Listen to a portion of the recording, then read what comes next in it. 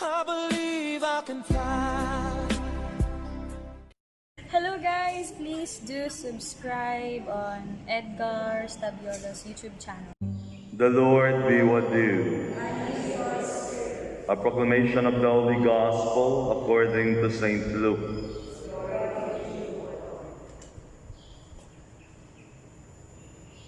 Jesus journeyed from one town and village to another, preaching and proclaiming the good news of the kingdom of God.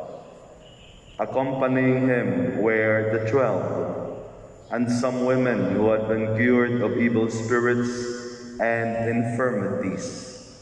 Mary, called Magdalene, from whom 7 demons had gone out. Joanna, the wife of Herod's steward Chusa.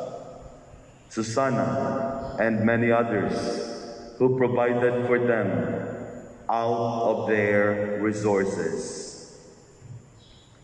The Gospel of the Lord.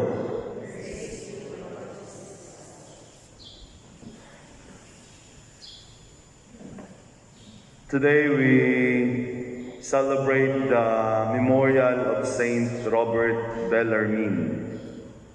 He was a bishop and a doctor of the church. If you read his life, you'll be able to see how he worked against heresies, as well as a very compendium of the catechism was made by him. He was a friend of Galileo, but we know the story of Galileo when he was condemned by the church. It was Robert Bellarmine who intervened on his behalf, but eventually also had to convince Galileo, but to no avail. Anyway, our gospel reading today, which follows the gospel reading yesterday, tells us that in the ministry of Jesus, there were women who followed him. And the ministry of women in the ministry of Jesus is to provide for the needs of the 12.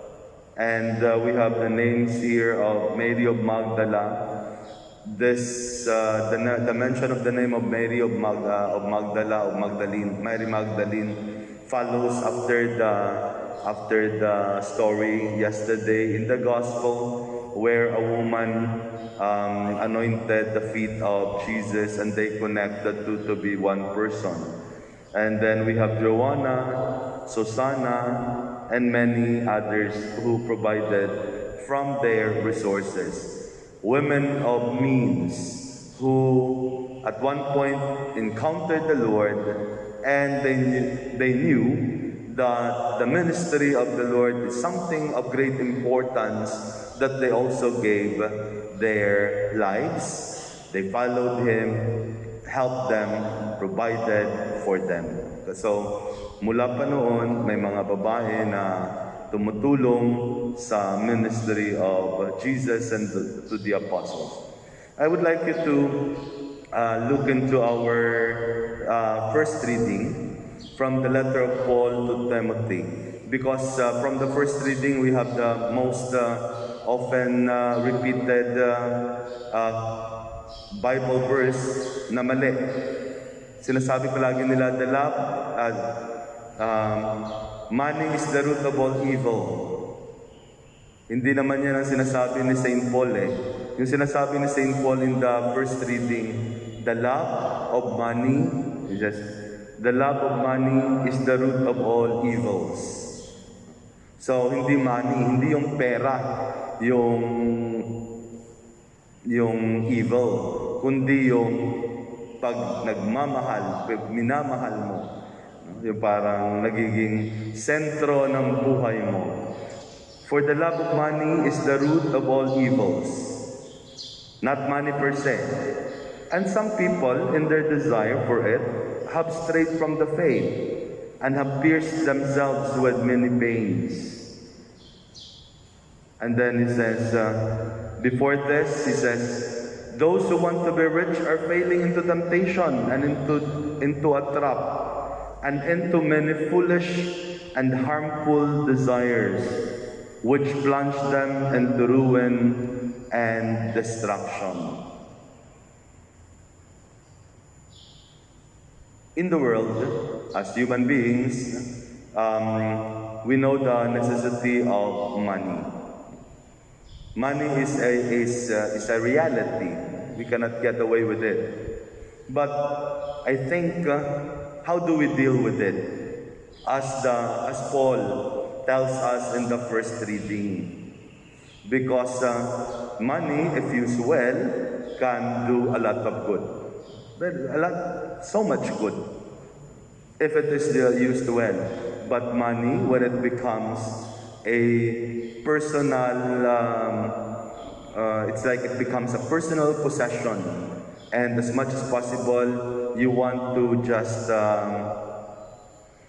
just want to have it for yourself. Once one becomes greedy.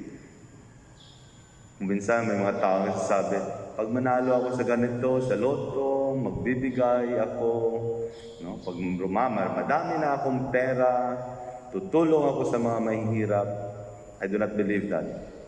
If you are selfish when you have little money, you will be selfish when you have so much, because the needs becomes different. Nagiging iba na rin yung mga pangangailangan.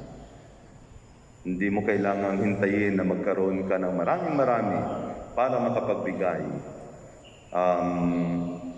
Even if with the little you have, you can always share. It is a matter of the way we look at. It's not just money also, but material possessions. And we have the responsorial psalm that speaks about material things. It says, why should I fear in evil days when my wicked ensnarers ring me round? They trust in their wealth. The abundance of the riches is their boast, the wicked ones. Yet in no way can a man redeem himself or pay his own ransom to God. Too high is the price to redeem one's life. And then he says, fear not when a man grows rich, when the wealth of his house becomes great. For when he dies, he shall not take none of it. His death, his wealth, shall not follow him down. Sa responsorial psalm to. Is this again about material possessions, about money. And I think this is really a good reminder for us, no? Because sometimes we bother so much on whether we have, when we have something, we want to have more. No? We are never satisfied. It's a human, a very human need. We want to have more. However, it is also a good thing to be reminded. At the end, what can we bring with us? Nothing. Nothing. No matter how much we have, there is really nothing we can bring at the end of our lives. That is why, if we think of it always as a blessing. When God had given us so much, materially or financially, because there are really people who are just because probably some people are lucky, or probably because they really work hard for it. But always look at it in terms of, with a certain indifference, wherein we know that I am blessed. The Lord has given me so much. then how can I also do something for my brothers and sisters? How can I also be a blessing to those who needs God's blessing through me? And when we share, we give, we just realize we are richer than before. Let us all rise.